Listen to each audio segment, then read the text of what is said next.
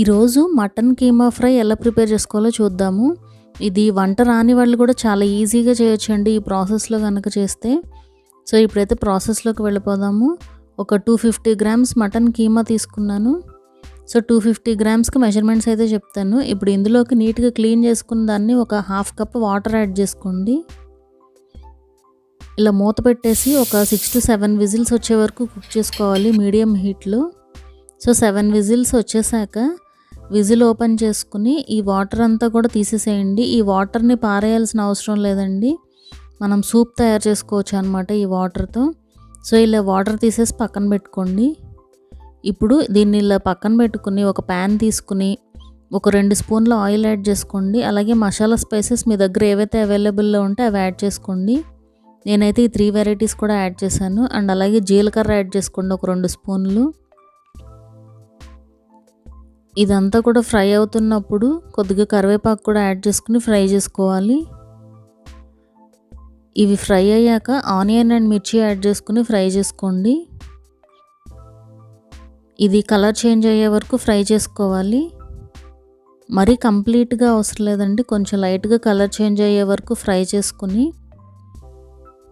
కొద్దిగా అల్లం వెల్లుల్లి పేస్ట్ యాడ్ చేసుకోవాలి. అల్లం వెల్లుల్లి పేస్ట్ కూడా ఫ్రై అవ్వాలి. సో ఇలా కలర్ చేంజ్ అయిన తర్వాత కొద్దిగా అల్లం వెల్లుల్లి పేస్ట్ యాడ్ చేసుకోండి. ఒక 2 స్పూన్లు యాడ్ చేసుకోండి. యాడ్ చేసి ఇది పచ్చివాసన పోయే వరకు ఫ్రై చేసుకోవాలి. సో ఒక 2 to 3 మినిట్స్ పాటు ఫ్రై చేసుకోండి. ఇలా ఫ్రై అయిపోయాక మనం కుక్ చేసి పెట్టుకున్న కీమా ఉంది కదా, అది కూడా యాడ్ చేసేసుకోండి. ఆ మధ్యలో పెద్ద ముక్క వచ్చి లివర్ ముక్క అండి అది.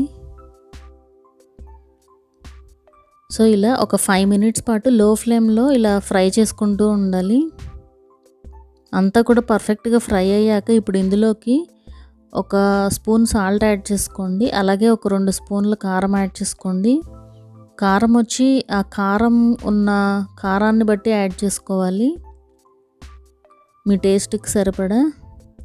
ఒక 2 మినిట్స్ పాటు ఫ్రై చేసుకోండి ఇట్లా.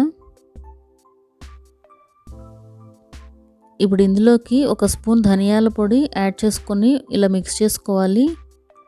జీలకర్ర పొడి కూడా యాడ్ చేసుకోవచ్చు అండి, నేను జీలకర్ర కొంచెం ఎక్కువ యాడ్ చేశాను కదా, సో అందుకే యాడ్ చేయలేదు.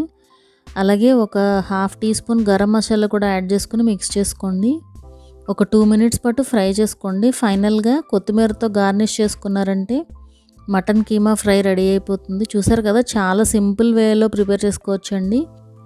అండ్ టేస్ట్ కూడా చాలా బాగుంటుంది. ఒకసారి అయితే ట్రై చేయండి ఇట్లా. మా వీడియో కనుక మీకు నచ్చినట్లయితే మీ ఫ్రెండ్స్కి రిలేటివ్స్కి షేర్ చేయండి. అలాగే మా ఛానల్ని అయితే సబ్స్క్రైబ్ చేసుకోండి. అలాగే పక్కనుండే బెల్ ఐకాన్ కూడా క్లిక్ చేశారంటే మా నోటిఫికేషన్స్ అయితే మీ వరకు వస్తాయి.